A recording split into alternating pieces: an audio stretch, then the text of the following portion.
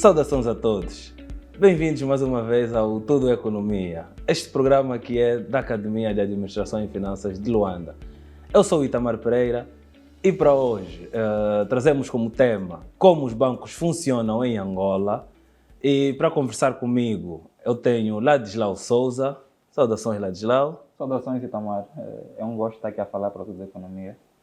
Bem, Ladislau, antes de entrarmos para o tema, pode apresentar-se, é sempre bom as pessoas falarem na primeira pessoa, não é? Fique à vontade, Ladislau.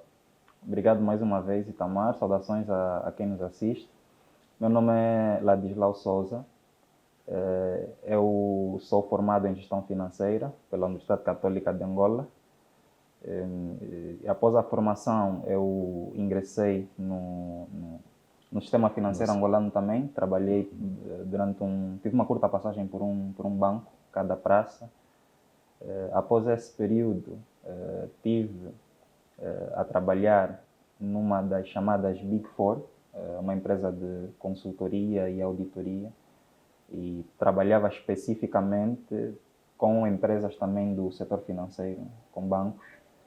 E atualmente, nos últimos 6 anos, estou a trabalhar no setor público, mas ainda assim ligado a finanças. A finanças, boa. Como podemos todos ver, eu tenho comigo hoje alguém calejado para falar sobre a matéria, não é? E a mim interessa muito saber sobre o sistema bancário angolano, Ladislau. Desde já, para começar, pode nos fazer um panorama, nos criar um panorama, um overview daquilo que é o sistema bancário angolano? Bem, o sistema bancário, o sistema financeiro é composto por várias instituições, dentre elas as instituições financeiras bancárias, né? Vulgos bancos. Nós temos atualmente 22 bancos a operar no nosso mercado. Eram 23 até 2024 e houve em 2024 a conclusão da fusão de 2 bancos, que eram o Finibanco e o Standard Chartered de Angola, que deu origem ao Access Bank. E nestes 22 bancos, alguns são maiores que outros, naturalmente, como em qualquer setor. Alguns são mais especializados em certos produtos, em certos nichos do que outros, mas são esses bancos que compõem o nosso sistema financeiro. São esses os bancos em que nós como clientes, temos as possibilidades de procurar quando necessitamos de algum serviço bancário. Bom. Então isso mostra-nos que a banca ou o negócio da banca e os bancos são essenciais para a nossa economia, não é? Mas como todo negócio deve ter um regulador. Temos um regulador do setor ou da atividade, não é? Pois. Como todo setor, é fundamental ter um regulador. No fundo, é um árbitro, é quem dita as regras sobre como os bancos devem funcionar. E quando falamos de banco, a coisa é muito séria, porque estamos a falar de dinheiro e os bancos funcionam com o dinheiro das pessoas. Sou eu que trabalho, recebo o meu ordenado no banco, né, numa conta bancária que eu tenho criada no banco. Eu e a maior parte da população que tem empregos formais. Isso quer dizer que os bancos se financiam e utilizam os nossos valores, então é todo necessário, ter uma instituição que supervisiona a atividade dos bancos, que controla o que é que os bancos estão a fazer com o nosso dinheiro, né? Porque pode-se dar o caso que eu necessito do meu dinheiro e vou para o banco e o banco diz que não tem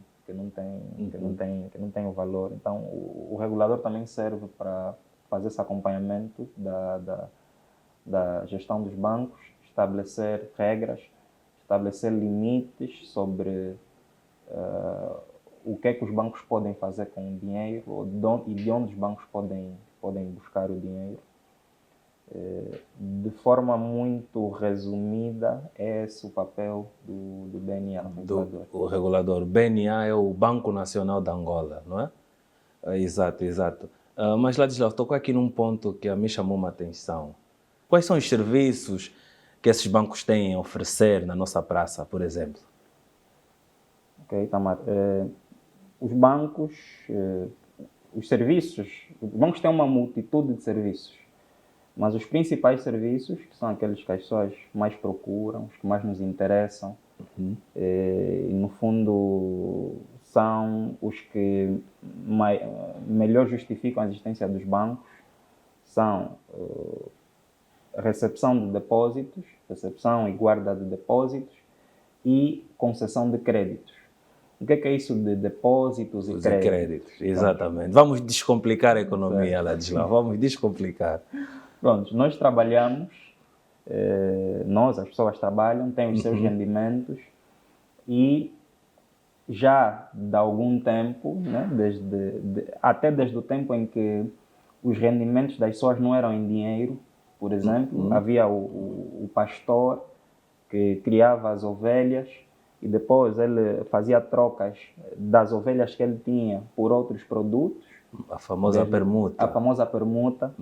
Já haviam pessoas, e os registros históricos dizem que inicialmente foram muitos padres, inclusive, que faziam o trabalho de guardar bens de algumas pessoas e que depois utilizavam esses bens que estão guardados para permutar por outros. E depois de certo tempo, as pessoas que simplesmente guardavam passaram a fazer a intermediação. Eu sei que o fulano guardou aqui 5 sacos de fuba, o fulano guardou aqui 2 cabritos, o fulano guardou 5 sacos de fuba, também disse que está a precisar de carne, então eu falo com o fulano, tem os 2 cabritos, então faz a permuta. E claro, quem guarda e faz esse serviço de intermediação, depois também tem que ser recompensado de alguma forma. Depois recebe, nem que for 1 quilo de fuba. Ou parte do cabrito. Ou parte do cabrito.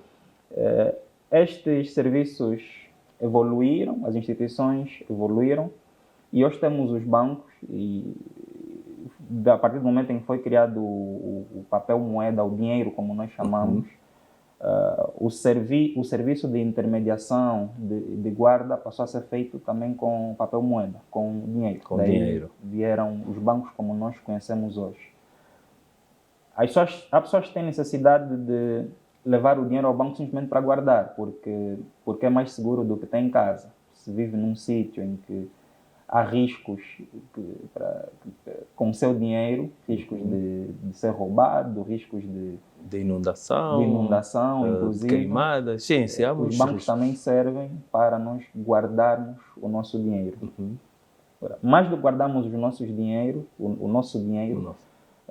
o outro principal serviço, que é o crédito, está diretamente relacionado com o primeiro. E o que é o crédito? As pessoas, as empresas, têm necessidades de financiamento. Ou seja, eu trabalho e recebo o salário no final do mês, no dia 30. Pode ocorrer de no dia 10 ou no dia 15 eu não ter dinheiro disponível e ter uma necessidade. A comida acabar, estragar-se alguma coisa, e eu tenho necessidade de dinheiro para satisfazer essa necessidade. Os bancos também prestam esse serviço, que é de emprestar dinheiro. E é isto que é o crédito. E, na sua essência, eles emprestam o dinheiro que foi depositado por outro cliente. Por outro cliente, exato. Eu posso depositar só com a intenção de guardar, ou ainda, por saber que o banco pode utilizar o meu dinheiro para emprestar a outra pessoa, e o banco cobra, quando empresta a outra pessoa, quando a pessoa vai devolver, o banco cobra um valor a mais do que emprestou. Então, eu que vou depositar também posso cobrar algo ao banco, que ele vai trabalhar com o meu dinheiro. E daí que os depósitos, hoje em dia, nos bancos podem ser a ordem, que é o principal tipo de conta que nós particulares abrimos, são depósitos à ordem, que é apenas para guardar o dinheiro. E há também os chamados depósitos a prazo. Sei que muitas vezes ouvimos as expressões depósito à ordem, depósito a prazo. Quando vamos ao balcão colocar lá o dinheiro, estamos a fazer um depósito à ordem. É a ordem porque a qualquer momento eu que sou o dono do dinheiro posso dar uma ordem para o banco, né, devolver o dinheiro ou para transferir para uma outra conta. E há também os depósitos a prazo, que são acordos feitos com o banco, que esse dinheiro que eu vou depositar vai ficar sob a administração do banco durante determinado tempo. Ok. E eu não tenho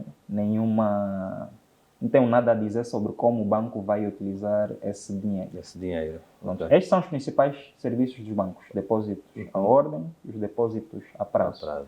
Além destes, há outros complementares que as pessoas procuram os bancos. Há os serviços de compra e venda de divisas, que é moeda estrangeira. Se vou viajar para o Congo e não tenho a moeda que é utilizada no Congo, eu posso recorrer a um banco, ou posso recorrer a uma casa de câmbio, mas os bancos também prestam esse serviço para me fazer essa troca, da moeda nacional para a moeda do país de destino. Exatamente. Não é? A moeda do país que eu necessito. Além destes serviços, os bancos apoiam, por exemplo, os importadores, exportadores, com vários produtos, as cartas de crédito e afins, que são espécies de garantias. Quando eu vou importar algo ou exportar algo, e quem vai se relacionar comigo fora não tem confiança em mim porque não me conhece, então o meu banco aqui, junto com o banco dessa pessoa lá fora, garantem aos seus clientes, que sou eu e o fornecedor ou o cliente com quem eu quero me relacionar fora, e eles garantem que, eu tenho dinheiro no banco, lá do outro lado também ele tem dinheiro no banco, então qualquer coisa os bancos assumem o risco, e assim o importador ou o exportador pode enviar o seu produto sem receio de que depois o dinheiro não lhe chegue, porque o próprio banco dele já garante que esse dinheiro existe. Okay. Os bancos prestam serviços de transporte de dinheiro também. Nós temos aqui lojas, tem cantinas, tem supermercados que recebem muito dinheiro em papel. E pois, há certo risco em guardar esse dinheiro no próprio estabelecimento ou em transportar esse dinheiro. Então, e nós vemos os carros blindados transportam dinheiro. Alguns desses serviços de transporte e de dinheiro de forma segura também são prestados pelos próprios bancos. E hoje em dia, os bancos também estão no mercado segurador. A maior parte dos bancos tem seguradoras, fazem parte do próprio grupo, em que os donos são os mesmos que os donos do banco, ou têm parcerias com certas seguradoras. E aproveitam-se disso porque alguns dos serviços bancários há exigência de seguros, então os bancos oferecem um serviço já de forma conveniente e também criam um negócio para si próprio. Mas para quem nos vê em casa, hoje o principal serviço são os depósitos e os créditos. É sobre isso que vamos nos focar aqui. Boa. Bem, vamos falar agora, Ladislau, obrigado. Já vimos que são muitos serviços e ainda bem, não é? A nossa economia precisa disso e de outros mais que hão de vir. Bem, vamos nos focar um pouco, Ladislau, naquilo que são os créditos cedidos pelos bancos, porque esse, penso eu, ser o principal motor para o desenvolvimento da economia, não é? Porque os bancos os bancos são os intermediários entre aquele que tem e aquele que precisa, certo? Do dinheiro, né? Então, e nessa intermediação o banco tem a chamada taxa de juros, não é? O banco cobra por guardar e cobra por emprestar, não é? Faz essa intermediação, certo? E sabe-se também que há certos pressupostos que os bancos pedem a quem precisa do financiamento para a sua atividade, seja empresarial como pessoal, não é? Ladislau, vamos falar um pouco sobre isso também. Quais são esses pressupostos, não é? E o porquê que os bancos exigem ou condicionam o acesso ao crédito com base nesses pressupostos? Bom, o Itamar tocou aqui numa expressão que nós ouvimos, eu pelo menos ouço há, se calhar, pelo menos 20 anos, quando não entendia muito de economia, que é a diversificação da economia. Nós ouvimos por todo lado, na televisão, nas rádios, nos jornais, sobre a diversificação da economia. E ouvimos muito e falamos muito, né? Nós angolanos falamos muito sobre isso, porque também é de conhecimento geral que a nossa economia é muito dependente de certos recursos, especificamente o petróleo. E fala-se na necessidade de nós termos outras fontes de rendimento como país. Bom, para termos outras fontes de rendimento é necessário que nós façamos investimentos noutros setores, que não o setor petrolífero. Petrolífero, né? exato. E para fazer investimentos é necessário ter dinheiro. E o governo tem estado a incentivar, de algum tempo, os investimentos noutras áreas, como a agricultura, com uma forte incidência na agricultura, porque vemos algum potencial nesse terras férteis, terras setor. Aráveis, não é? Por um lado, porque é comida para nós, nos torna a comida mais barata, e também podemos eventualmente vir a exportar. Mas o dinheiro para investir nesse setor tem que vir de algum sítio. E coloca-se uma responsabilidade muito grande sobre os bancos em poderem fornecer esses recursos para investimento nessas áreas. Os bancos são, como diz aqui, os bancos são ricos e de facto são. Temos alguns bancos que temos o top 5 dos bancos em Angola detém mais da metade dos ativos total do setor e do crédito concedido e dos depósitos. E quais são os maiores, né? Os 5 maiores? Atualmente, na principal componente, posso assim dizer, para chamar um banco de grande ou de maior, que é o valor dos ativos, temos o Banco BAE, o Banco BFA, o Banco BIC, o Banco Atlântico e o Standard Bank Angola, que recentemente ultrapassou o BPC, o Banco Poupança e Crédito, que é o banco mais antigo da nossa praça. No certo. País. Então, vou voltar à questão. Por que os bancos precisam tanto das nossas garantias para financiar a economia, né? Visto que é um dos pontos principais para a criação de um banco, ou talvez o principal, né? Que é o fomento à economia. Bom, como eu referi anteriormente, coloca-se uma grande responsabilidade hoje sobre os bancos. Na questão do crédito, que espera-se que sejam os bancos a fornecerem os recursos para que os investidores, os particulares e as empresas possam fazer investimentos na economia, possam gerar empregos, possam criar empresas e fazer o dinheiro girar. Da perspectiva do banco, o crédito é um negócio. Certo. O banco vai emprestar porque espera ganhar com aquilo, espera receber alguma coisa de volta. Logo, como qualquer investidor, qualquer empresário, né, os responsáveis, os bancos, têm de ter critérios sobre a quem vão emprestar e sobre quanto vão emprestar e sobre que condições vão emprestar.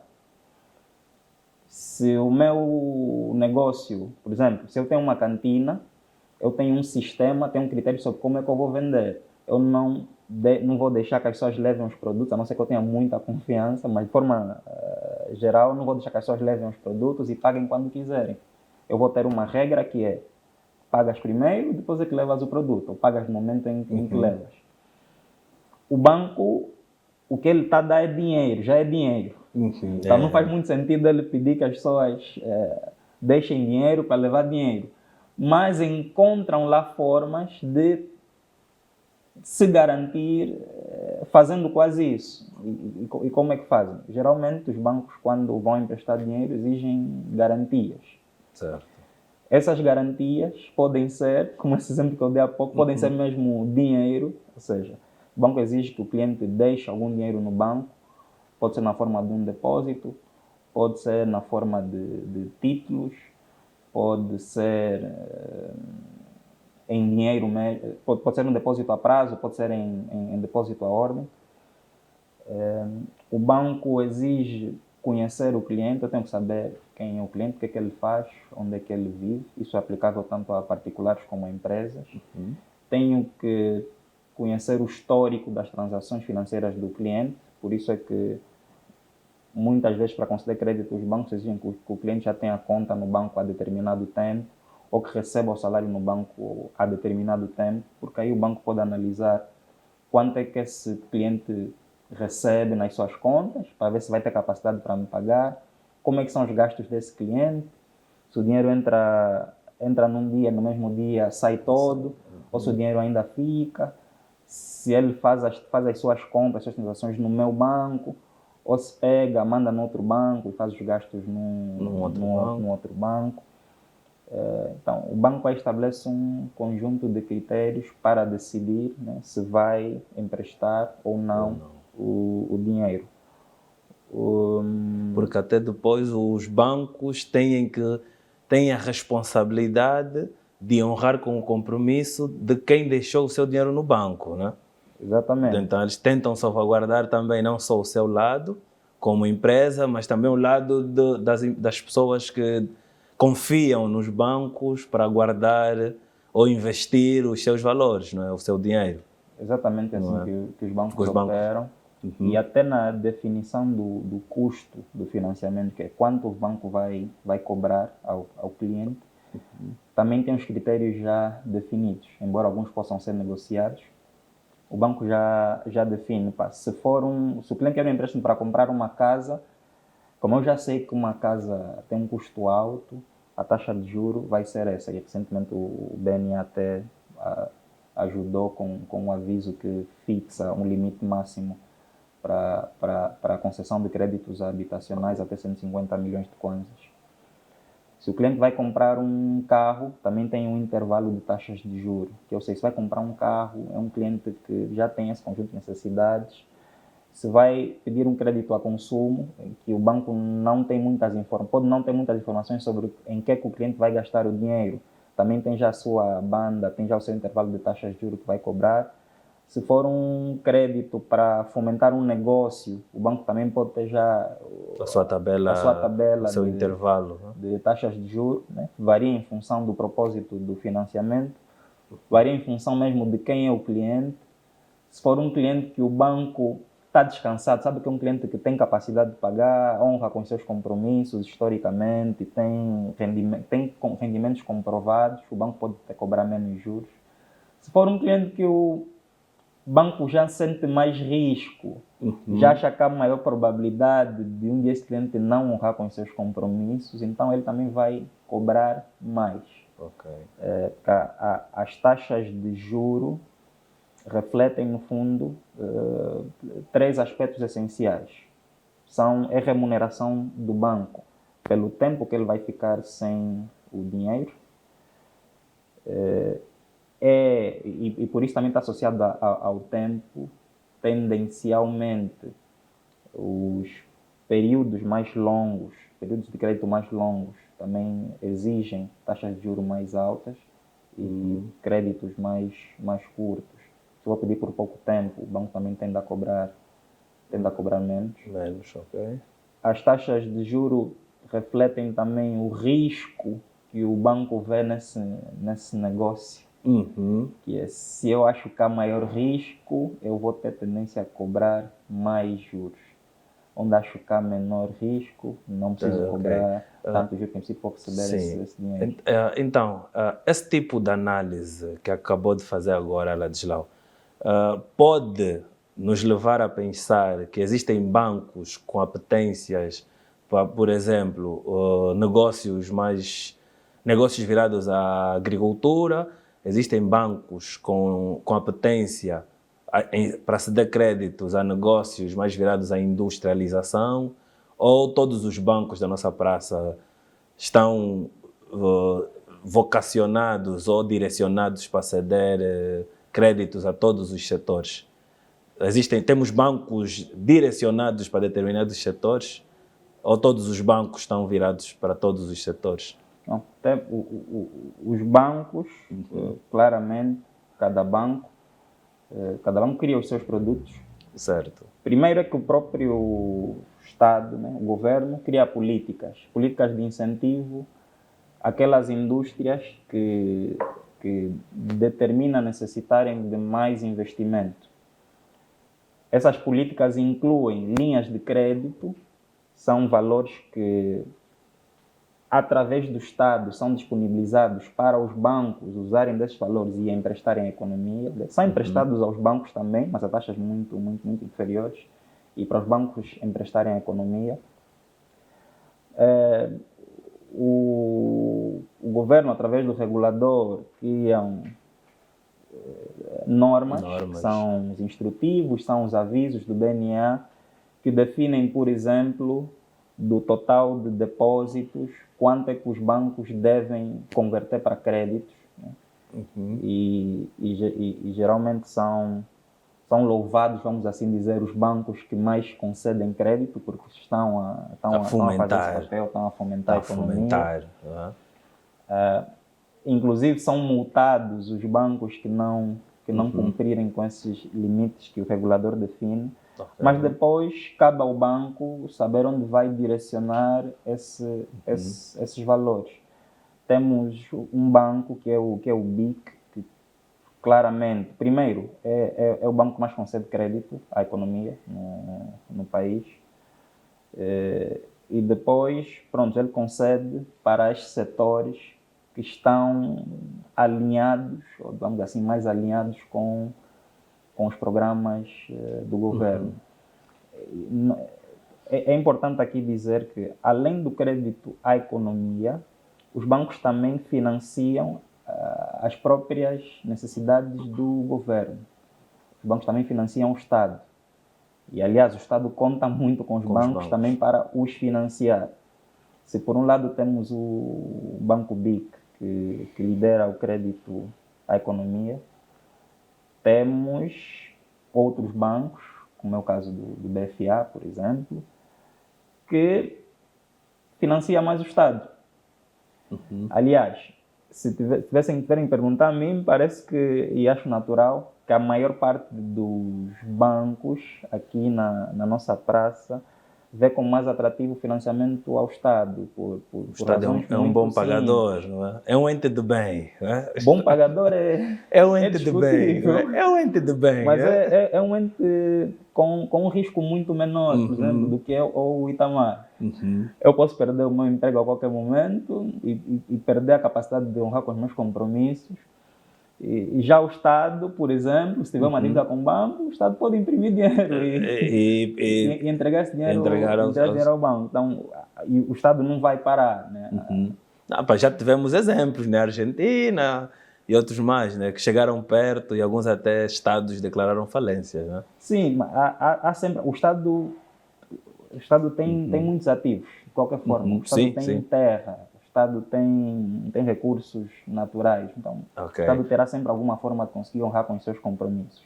Depois, no nosso caso particular, no caso do nosso país, pelo fato do Estado ter necessidades de financiamento sempre patentes, especialmente de curto prazo, obriga que o próprio Estado também tenha que remunerar bem quem o financia. Isso quer dizer que quando o Estado emite títulos para se financiar, geralmente oferece taxas de juros que para os bancos são muito atraentes, a um risco quase zero, quase nulo. Quase nulo, ok. Então, logo, os bancos escolhem, né? Os bancos fazem as suas escolhas. Por um lado, financiam a economia, até onde sentem que é conveniente para eles. E por outro lado também tem que fazer dinheiro e há oportunidades de fazer dinheiro financiando o Estado. Sim. Aí envolve-nos, aí entramos para aquela temática do risco, não é? Se vale a pena investir no A, se vale a pena investir no B, não é? Então, o que aconselha-se aos tomadores de crédito, não é? São os empresários e as pessoas singulares, mitigarem o máximo que puderem os riscos, não é? Na altura que tiverem a fazer o pedido. Pois, Certo? é isso que o banco quer ver. Uhum. E não é fácil, Itamar. Não é fácil. Os bancos baseiam-se muito no histórico do cliente. Primeiro, se for um cliente que já tem algum histórico de transações e o próprio histórico das contas do cliente indicam que ele tem capacidade de honrar com seus compromissos, aí fica fácil. Uhum. Além do histórico, claro, é já as posses que o cliente tem e que pode oferecer como garantias. Como disse, pode ser dinheiro, pode ser uma propriedade, pode ser um terreno. Recentemente houve ou está a haver a instituição da possibilidade das pessoas utilizarem outras formas de garantias. Uhum. Aliás, tem-se feito um esforço recentemente, por exemplo, com os veículos, de atualizar como é que se diz? Atualizar a propriedade, os títulos de propriedade dos veículos. Ou seja, nós temos muito essa de quem compra um carro e depois fica com o documento de compra e venda aí, não vai fazer o registro em seu nome. Tem-se feito um esforço para que se efetivamente atualizem, se façam os registros, por um lado, por causa da cobrança dos impostos para o Estado, e também poder-se utilizar essa propriedade, em alguns casos, em determinados casos, como colateral bancário, como garantia bancária. Ou seja, se eu vou ao banco, quero pedir emprestado um montante pequeno, eu não tenho casa, vivo na renda. Mas tem um carro? Tenho um carro que consigo comprovar, o Estado, através das suas instituições, a Direção de Trânsito Rodoviária ou o Ministério da Justiça, comprova que está em meu nome, ao contrário, por exemplo, de uma mobília que não tem nada, não há registro, de fato, não há registro jurídico. Os carros, os terrenos, os imóveis, é possível fazer esse registro e é possível utilizar esse bem como colateral bancário, como garantia bancária. Na perspectiva do banco, é sempre crucial que a quem vou emprestar eu tenha alguma garantia que vou receber o dinheiro de volta, ou se não receber de volta, tenho algo que pertence a essa pessoa que vai passar para mim, que eu depois posso vender, posso liquidar, para ter pelo menos parte do valor, não é? E podemos falar aqui brevemente sobre a importância dos bancos em Angola? Em qualquer sistema financeiro, hoje em dia, os bancos têm um papel fundamental. A maior parte dos empregos formais, vamos assim dizer, né? Os ordenados são recebidos através dos bancos. Os meios de pagamento, hoje em dia, necessitam necessariamente de uma conta bancária associada.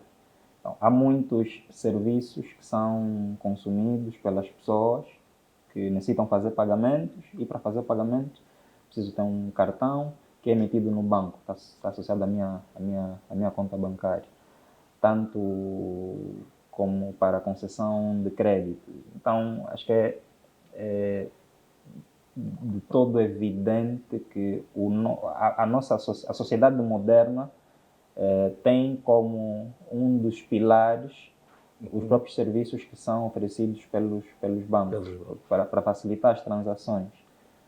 Falamos no início, antigamente as transações eram por permuta, mas a partir do momento em que surgiu o papel moeda, evoluiu. Hoje em dia é quase tudo digital, o próprio papel moeda está a se transformar em digital, mas para efetivar as transações, geralmente precisamos de ter um banco que vai comunicar com os outros bancos. Ok, bom, o papel moeda, descomplicando a economia, estamos a falar do dinheiro, né? O dinheiro físico.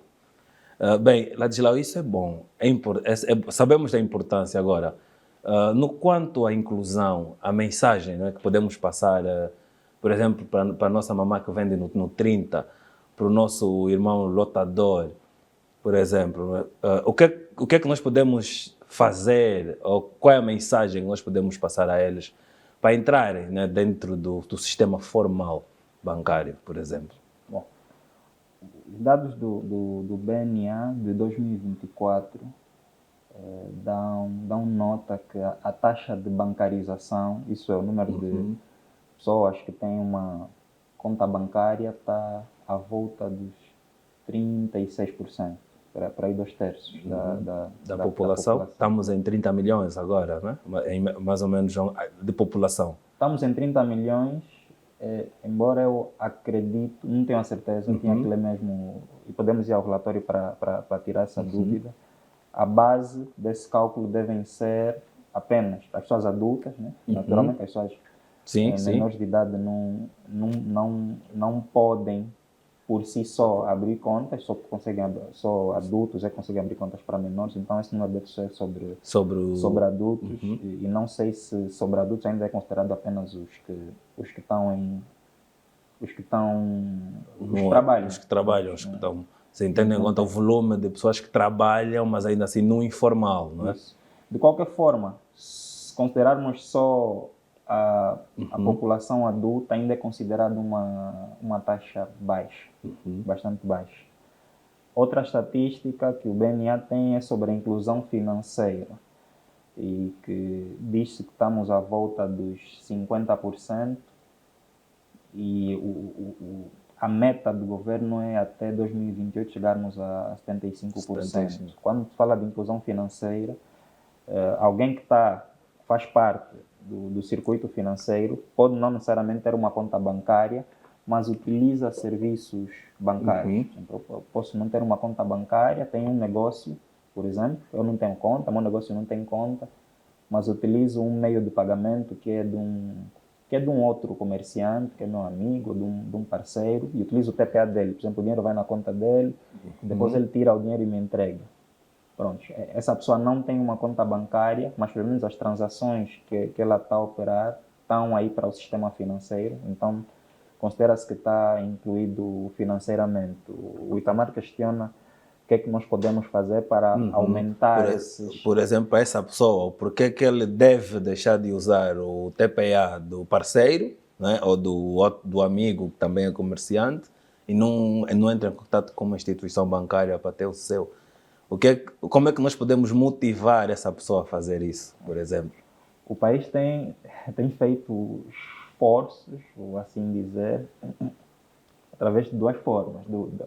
Por um lado, de certa forma coerciva, com fiscalizações que são feitas pela AGT e outros órgãos fiscalizadores, para garantir que quem está no mercado informal se regularize e entre para o mercado formal, que abra contas bancárias, que emitam faturas. Por um lado, para termos o controle do dinheiro que circula no país, já que muito dinheiro está fora do sistema financeiro. Mas, claro, aliado a isso, tem havido medidas mais de incentivos. O que é que vai motivar a formalização, né? Do lado tanto dos particulares como dos empresários? As pessoas vão formalizar se virem vantagens. Se virem ser mais conveniente estarem no sistema financeiro do que estarem fora. Quando falamos do que os bancos oferecem, falamos dos créditos e falamos das diferentes modalidades de depósito. O que é que me motiva a ter o dinheiro no banco ao invés de ter na minha casa? O que é que me motiva a abrir uma conta de depósito ao invés de ter o dinheiro na minha casa? Bom, o banco, tendo o dinheiro no banco, o banco oferece serviços, o banco pode rentabilizar o meu dinheiro. Se eu tiver o dinheiro em casa, com o passar do tempo, e toda a gente percebe e sente isso, o dinheiro perde valor, os preços das coisas sobem. E se eu tiver o dinheiro parado, em comparação a ter o dinheiro, por exemplo, na conta a prazo, embora o preço das coisas estão a subir, o meu dinheiro também pode subir um bocado, com os juros que o banco vai me pagar por ter o dinheiro a prazo. Embora ainda assim atualmente na nossa economia, a taxa de inflação esteja bem acima da taxa média que os depósitos a prazo oferecem. Mas ainda assim, é mais vantajoso que o meu dinheiro cresça um bocado do que não crescer nada estando em casa. Por outro lado, se eu já tenho uma conta bancária, muito mais facilmente consigo ter acesso a crédito. Isso é uma das vantagens. O banco já me conhece, sabe quem eu sou, sabe onde é que eu estou, sabe quanto é que eu recebo, sabe quanto é que eu movimento. Se eu for solicitar um crédito, já sou cliente do banco há 2 anos, tenho muito melhores hipóteses de ter esse crédito aceito do que alguém que sempre teve o dinheiro aí no garrafão e hoje precisa do crédito, vai para o banco hoje e diz, preciso do crédito, e ainda nem sequer tem a conta bancária aberta. A própria questão da segurança, embora possa haver alguma percepção que o dinheiro do banco não é tão seguro, eu, na minha opinião, e afirmo isso, o dinheiro do banco é bem mais seguro do que termos o dinheiro em casa. Primeiro que o banco gasta com a segurança do próprio papel, com estrutura. O banco tem lá registros. Acima do banco, existe um Banco Nacional de Angola, que também tem os registros de quanto é que cada pessoa tem no banco. Então, sei que de vez em quando ouvimos que foi desviado um valor X, mas o banco tem sempre aquela responsabilidade para com o cliente. E, além disso, existe uma instituição cá em Angola chamada Fundo de Garantia de Depósitos, que garante que isso são em situações extremas, em caso de falência, o banco perde a capacidade de honrar com seus compromissos. Esse Fundo de Garantia de Depósitos recebe contribuições de todos os bancos da praça, uma percentagem dos depósitos estabelecida por lei. Esse fundo garante que, caso o banco vá à falência, todos os clientes que têm depósitos no banco recebam pelo menos uma parte destes depósitos. Ladislau, falamos aqui um pouco da inclusão financeira. Será que podemos ter o compliance, a conformidade, como métodos ou forma de transmitir a segurança para os novos, para as novas pessoas que pretendem ou pensam aderir ao sistema financeiro, por exemplo? Bom, uma questão pertinente também. Vejamos, se eu vou abrir conta em um banco e vou confiar a esse banco para guardar o meu dinheiro, tenho que ter elementos que me permitem ter confiança no banco. O sistema financeiro em si tem estruturas, falamos há pouco do Fundo de Garantia de Depósitos, tem estruturas que dão alguma confiança, para dar alguma confiança de base. O BNA, que é o regulador, estabelece várias regras sobre como o banco vai gerir o dinheiro para proporcionar mais segurança aos seus clientes. Inclusive regras sobre a estrutura do banco, sobre que direções o banco deve ter, o que elas devem fazer. Eu julgo que de todos os setores que temos no país, o setor financeiro, o setor bancário é dos melhor regulados ou dos mais regulados. Vou dizer mais regulados, se calhar melhor do que o melhor já é uma avaliação qualitativa. É dos mais regulados. Por quê? Porque o BNA todos os anos está aí a emitir regras e a monitorar o cumprimento dessas regras pelos bancos.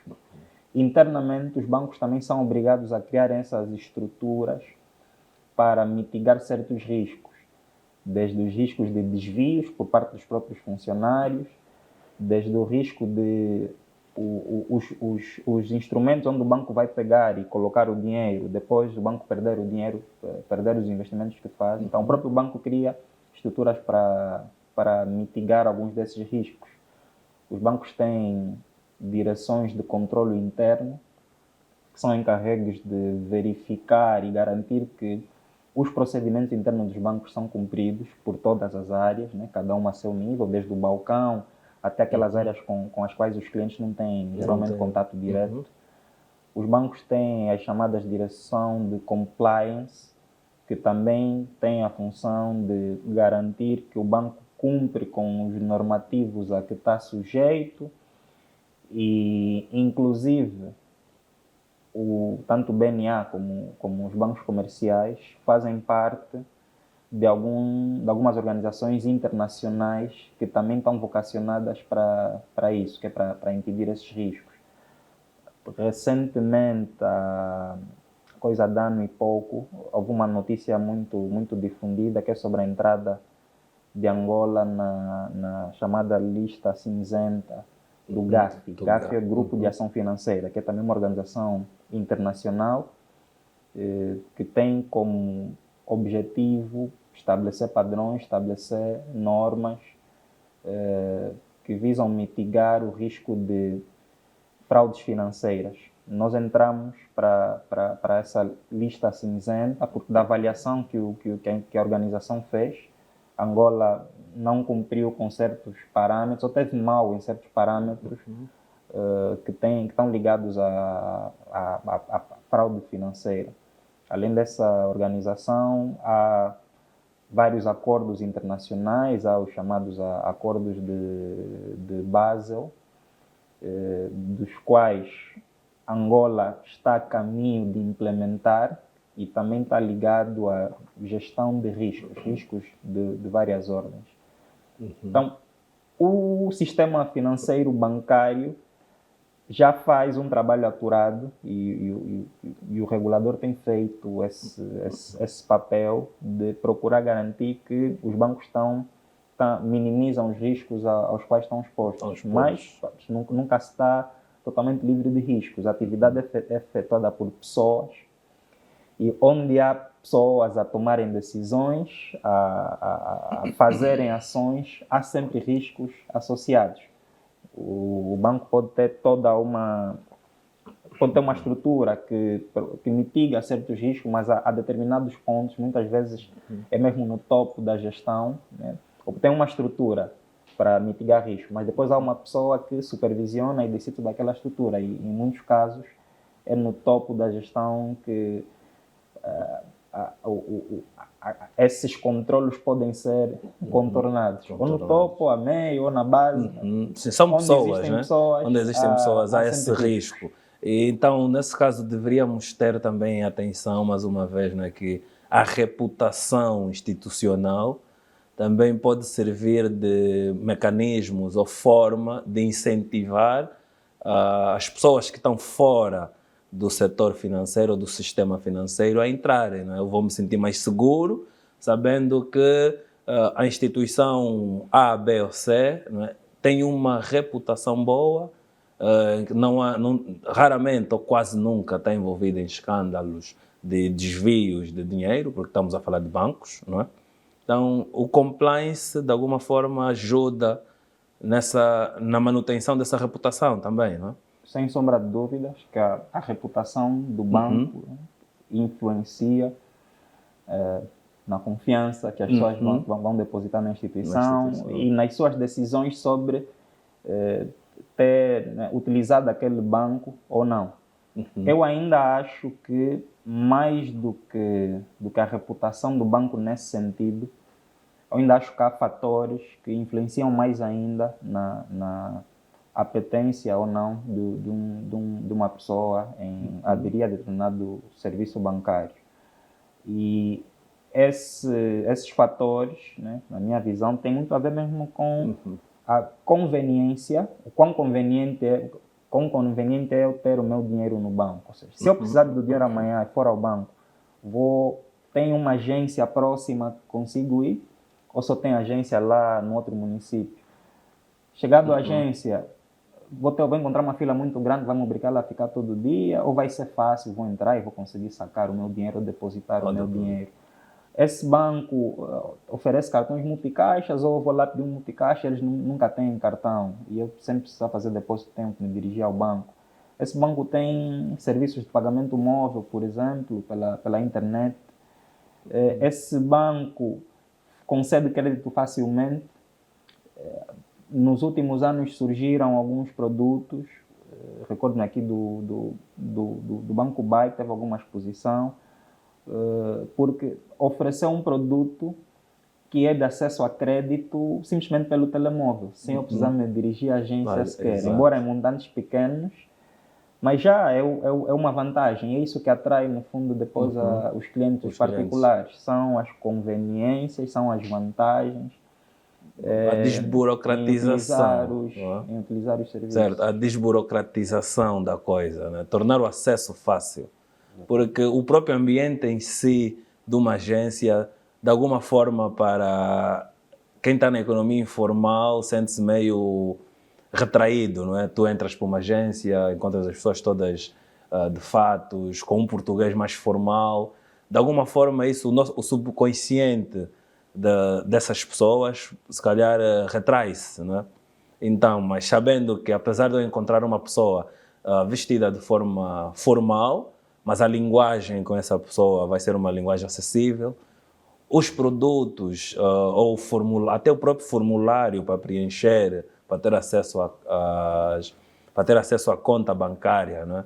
De alguma forma, se pudermos simplificar isso, não é? Essas coisinhas pequenas que parecem não ter muita importância, mas no fundo também têm, não é? É importante a gente simplificar isso tudo. Isso mesmo, é importante que os serviços se aproximem dos seus clientes, que falem uma língua mais próxima à língua dos seus clientes. Isso está ligado também à literacia financeira, que é fazer-se um esforço, isso já é papel dos bancos, o BNA tem as suas campanhas, e é também papel do governo, inclusive está em discussão para aprovação já uma estratégia chama-se Estratégia de Inclusão Financeira 2025-2027, no fundo só para formalizar o que já são programas para educar as pessoas também, para ter confiança a pessoa também tem de perceber o que é isso de banco, o que é que o banco faz, o que é um depósito, e nós ainda temos níveis de literacia financeira com uma margem muito grande de incremento a nível da população, mas lentamente estamos a caminhar. Os pagamentos móveis são também, olhando para a realidade de outros países africanos, foram uma forma de formalizar a economia através de pagamentos por telemóveis. Nós aqui tivemos uma fase em que já estava a aumentar o uso dos telemóveis, até os analógicos também. Exatamente. Depois das empresas que ofereciam esse serviço e que tinham maior taxa de penetração, houve alguns problemas e pararam de operar, e agora estamos a voltar com outras empresas, e já está também a Unitel e outros serviços para os pagamentos móveis. Um dado muito, muito interessante sobre o quão poderoso pode ser os telemóveis para a inclusão financeira. Em 2024, as transações com o Multicaixa Express, o volume de transações, ou seja, o dinheiro movimentado através do Multicaixa Express já ultrapassou o valor movimentado através dos terminais de pagamento automático, dos TPAs. E também dos ATMs. Então, só para vermos. A era digital é inevitável. Exatamente, não é? já está aqui. Já está, é inevitável. Temos que nos adaptar e ensinar às pessoas que muitas das vezes não precisamos nos deslocar para as agências, né? Ou usar mesmo o próprio cartão multicaixa, né? A partir do telemóvel nós conseguimos fazer isso, né, Ladislau? Ladislau, agora vou levar-te a um tema que eu acho que vai ser interessante também. Vamos falar de cisão e fusão no setor bancário, na banca. Penso eu que o que é que o Ladislau acha, não é? Ou o que é que o Ladislau pensa sobre a fusão no setor bancário? Já aconteceu aqui, provavelmente pode voltar a acontecer. E podemos pensar numa fusão dos dois bancos públicos angolanos, falo do BDA e do BPC, não é? Visto que os dois bancos, de alguma forma, prestam serviços iguais e diferentes, não é? Cada um no seu setor, no seu nicho de atividade. O que é que o Ladislau acha disso? Podemos pensar numa fusão dos dois bancos ou não? Bom, de fato, nós temos tido, vou dizer, temos tido já algumas fusões, já sempre houve quem defendeu que o número de bancos a operar em Angola é bastante elevado, que pode ser reduzido, que alguns bancos ganhariam se juntassem a outros. O mais recente é o exemplo que temos no início do Finibanco e o Standard Chartered, né, que formaram o Access Bank. E está em curso também as privatizações de alguns bancos, mas isso é outro tema. Em relação ao BPC e BDA, bom, o BPC e o BDA são bancos com mandatos diferentes, já têm propósitos diferentes, distintos, claramente distintos. Por um lado, o BDA tem propósito de financiar a economia, né? Conceder créditos e tem concedido créditos para programas específicos.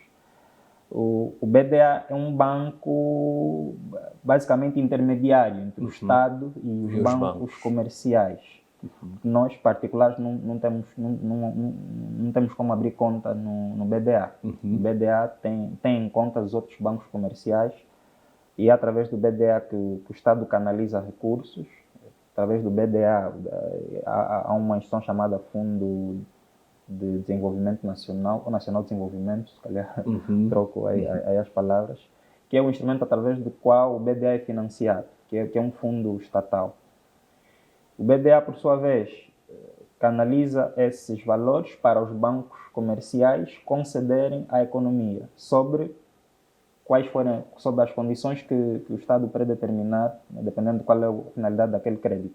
Já o BPC é um banco comercial, os próprios nomes os distinguem, Banco de Desenvolvimento de Angola, e o BPC é o Banco de Poupança e Crédito, e pelo nome já percebemos que ele tem um papel muito mais comum entre os bancos comerciais. Né?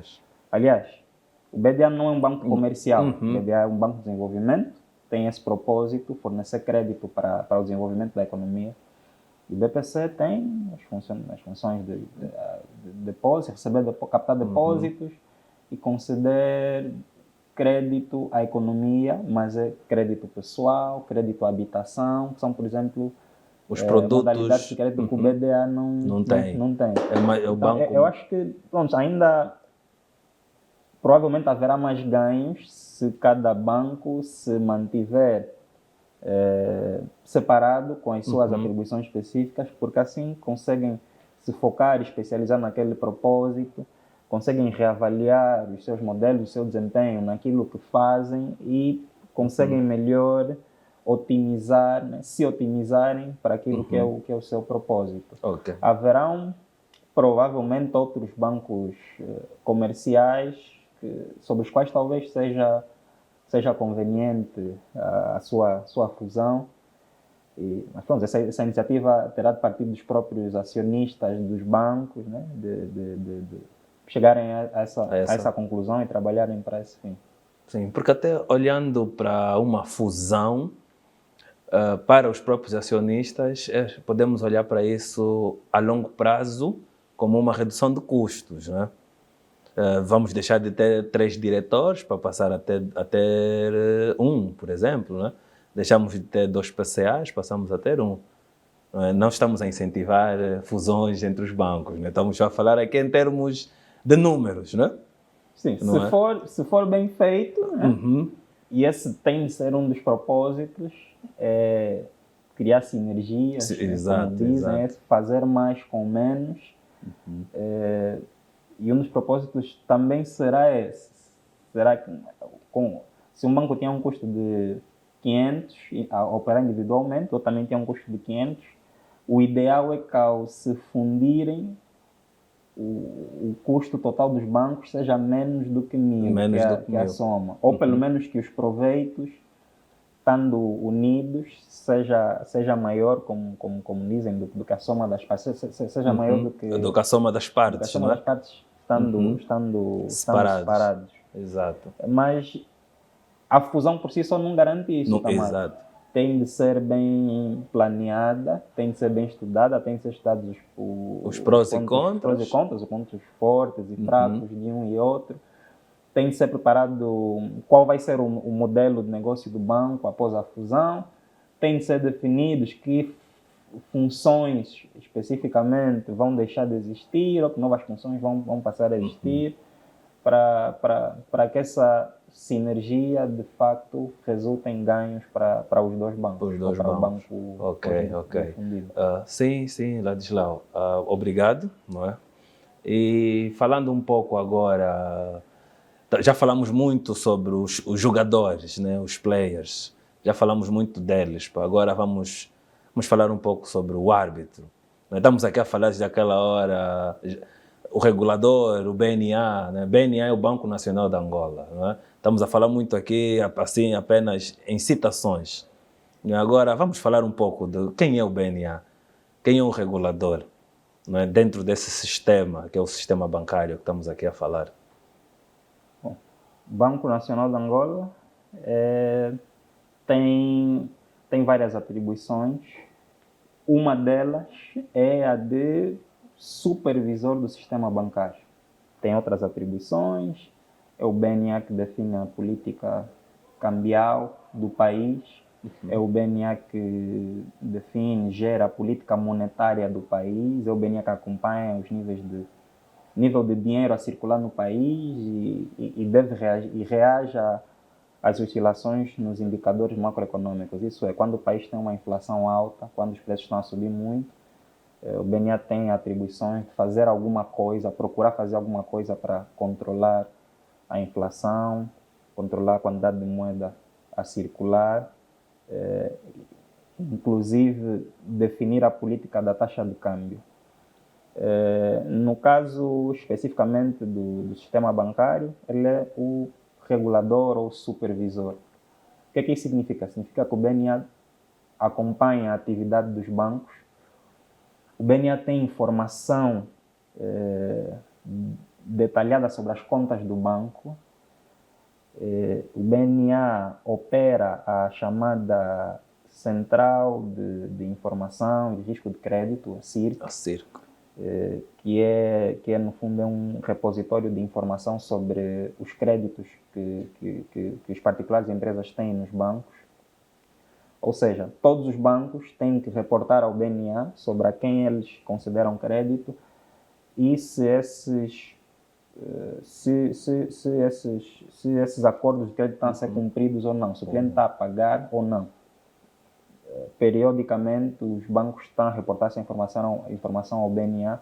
O BNA congrega a informação de forma que outros bancos, por exemplo, o Banco do Itamar tem acesso à informação de crédito que o Itamar tem num outro banco. Então já sabe, se aí está a incumprir, então se calhar eu pedir mais dinheiro aqui, se calhar não convém emprestar mais dinheiro agora. Então, o BNA, por ser o regulador, também tem essa informação, emite normas sobre como os bancos operam, sobre o que podem e não podem fazer, sobre até onde podem fazer, sobre até onde podem ou devem conceder crédito e investir noutros tipos de instrumentos.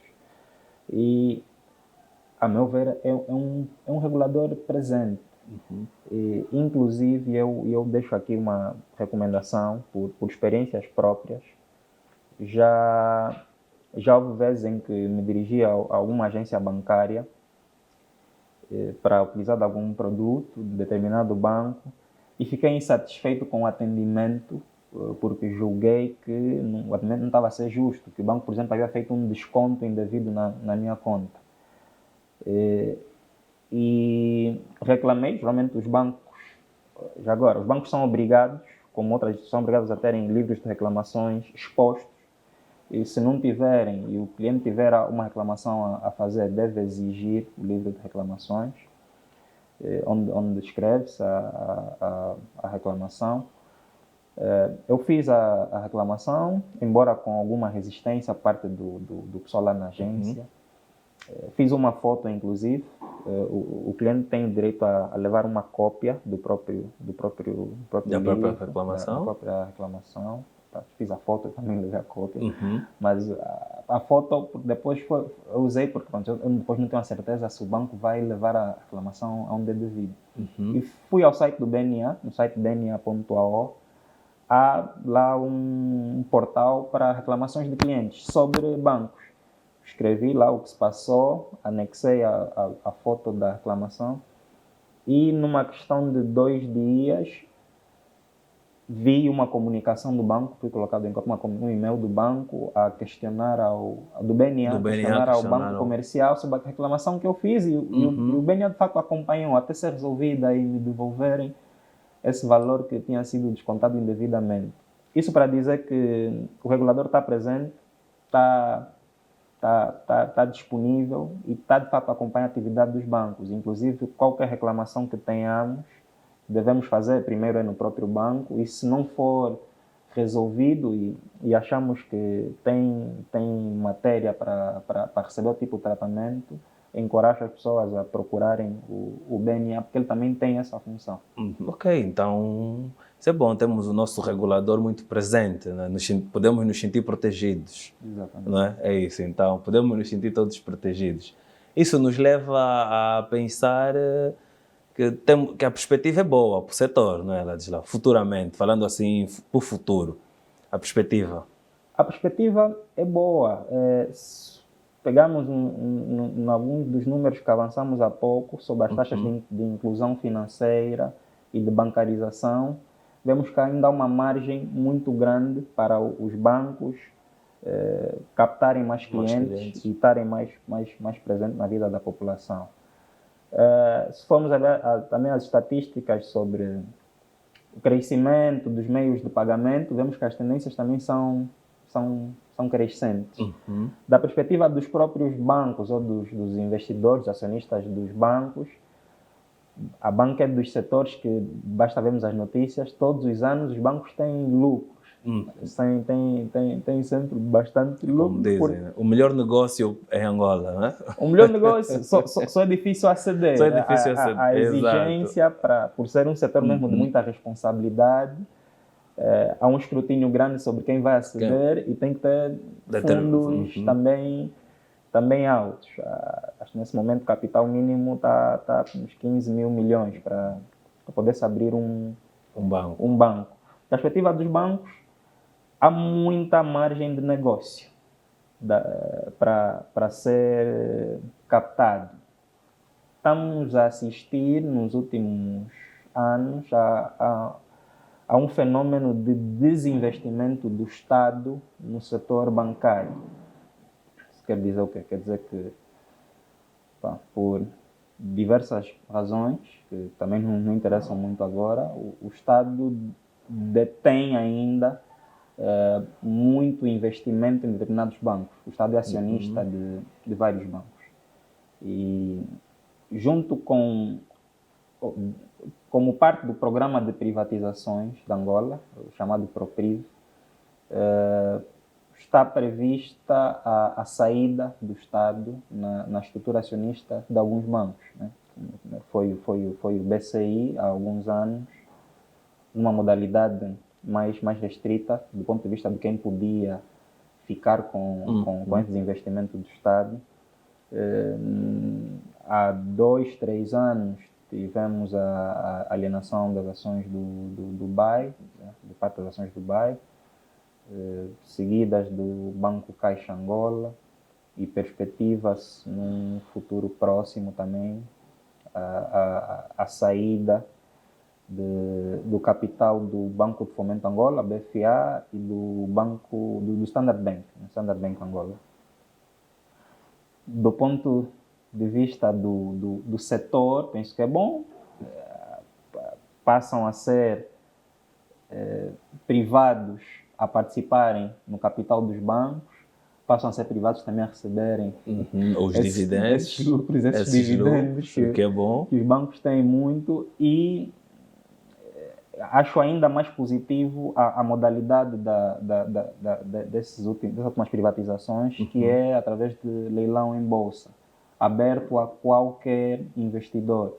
Isto quer dizer que o Itamar e qualquer pessoa que nos estiver a ouvir, o Ferreira, o Antônio, não é? desde que tenha disponibilidade financeira e crie uma conta custódia numa instituição vocacionada para o efeito, pode Ter acesso também a isso. participar como acionista, como dono de parte do banco. Bom, isso tem ganhos para a economia, os investimentos são... As pessoas têm o cuidado de diversificar os seus investimentos, é mais um instrumento em que podem participam dos lucros do banco. Se tiverem determinado número de ações, inclusive podem participar nas decisões de gestão do banco, nas assembleias gerais dos bancos. E pronto, perspectiva-se que isso continue e espera-se que traga ganho. Traga ganhos. Sim, isso é bom. Então, são perspectivas para o futuro boas, né? Isso tudo deve ser acompanhado da reputação dos bancos, ter um compliance mais presente, não é? A mitigação dos riscos e a inovação tecnológica, não é? Com a inovação tecnológica também a desburocratização. Se queremos incluir financeiramente as pessoas, temos que desmistificar ou descomplicar o acesso aos serviços, não é, Ladislau? Bem, Ladislau, mais uma vez agradecer pela presença, pela disponibilidade, por ajudar-nos a descomplicar um pouco aquilo que é o sistema bancário em Angola. Tens aqui a nossa câmera, mais uma vez, para tuas últimas considerações, não é? E obrigado. Muito obrigado, Tamar. Tem sido um gosto estar aqui a partilhar dessa conversa com quem nos ouve e contigo. Últimas considerações. Eu deixo um apelo aos próprios players, aos bancos.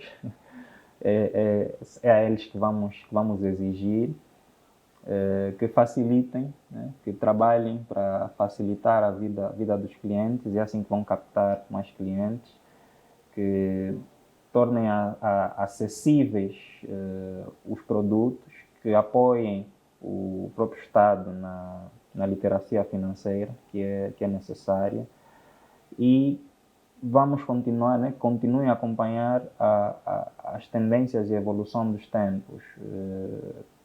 Falamos da estatística sobre o uso do Multicaixa Express.